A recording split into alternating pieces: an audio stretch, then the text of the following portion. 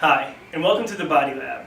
For those of you that don't know me, my name is David Alleva, and I'm a metabolic fat loss specialist. A little bit about myself. I have a medical background. I'm the person a doctor will send you to when you need to have your blood drawn, analyzed, and I send those reports back to your doctor to make sure you're healthy on the inside. I'm also a personal trainer. I specialize in peak aerobic conditioning. In addition, I'm a certified nutrition and wellness consultant. Today, I'd like to share an important message with you. Fat is good for you.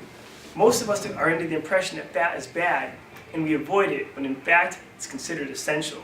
Just like calcium is required to build strong and healthy bones, the good fats are required to build healthy cells and tissues in your whole body.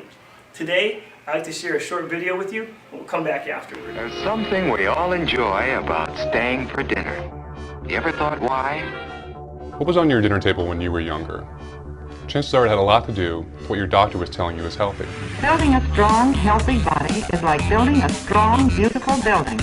If the foundation is weak, the whole building will be weak. It takes 5 fingers to point the way to healthful eating habits. Well, here we go. For years, the government published dietary guidelines meant to keep Americans healthy. There's a great deal to learn.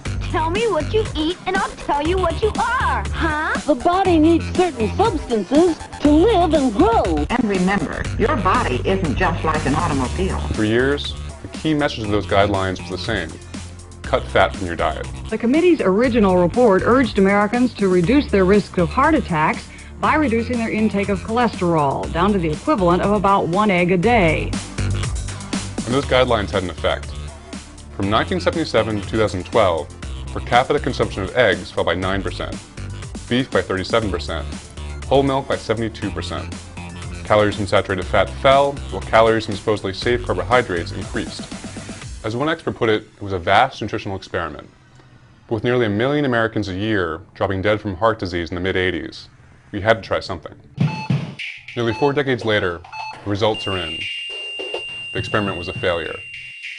Americans are sicker than they've ever been before. The prevalence of diabetes has gone up 157% from 1980 to 2011. Nearly 1 in 10 Americans now has the disease, costing the public health system $245 billion a year. Heart disease is still the #1 killer in the country, and Americans are as obese as ever. So what went wrong? Good old granola. Great for taste, but loaded with fat. It doesn't take much of an imaginative leap to assume that fat would make us fat, that it would clog our arteries and raise the risk of heart disease. But it turns out that saturated fat is a lot more complicated than we think. Carbohydrates and fats are nutrients. Like, man, you need nutrients to live and grow. Researchers have long since discovered the kind of fats found in olives and in fish like salmon are actually heart protective. And now it turns out that the fats found in meat and dairy aren't as bad as we feared before. So that means by focusing so much on fats, we may actually have been making ourselves sicker. So she brings up the subject of reduced fat cheese. It's a fat-free Newton. Fat-free, cholesterol-free. Low-fat granola. Reduced fat kettle chip. Reduced fat Chips Ahoy. Low-fat cottage cheese. Non-fat yogurt is a perfect example. The thinking for consumers was simple. Fat was dangerous, this product had no fat, therefore it must be healthy.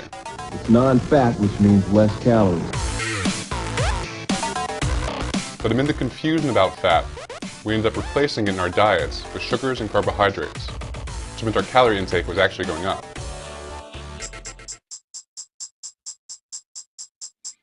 When carbs from things like corn and white bread are ingested into your body, they're converted into sugars.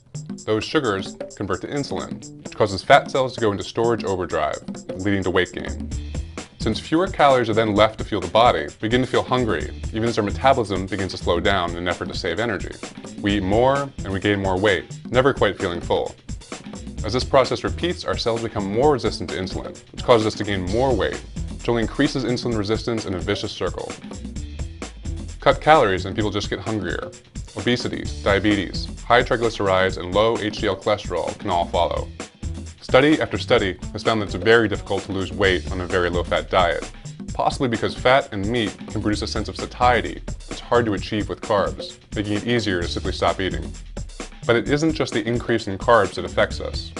These processed, low-saturated fat alternatives come loaded with sugars, salt, preservatives, and even some unhealthy fats. So what's the real alternative? Welcome back. So what's the real alternative? The message is simple and clear. We have to dramatically decrease the amount of carbohydrate in our diet and increase our intake of healthy fats. There's a lot of good choices that are out there. Avocados, coconut oil, flaxseed, nuts. Even better, this one product, Liquid Gold, contains all the essential fatty acids our body requires. It's even a rich source of omega-3s. Its formulation is designed to increase metabolism, fat burning, and energy. It's simple, convenient. You can add to your smoothies, protein shakes, salad dressings. It tastes delicious. We hope you found this video very informative, so please share it with friends, family, and loved ones. For more information, you can visit us on our website. It's time to put healthy fats in our diet. So thank you for tuning in.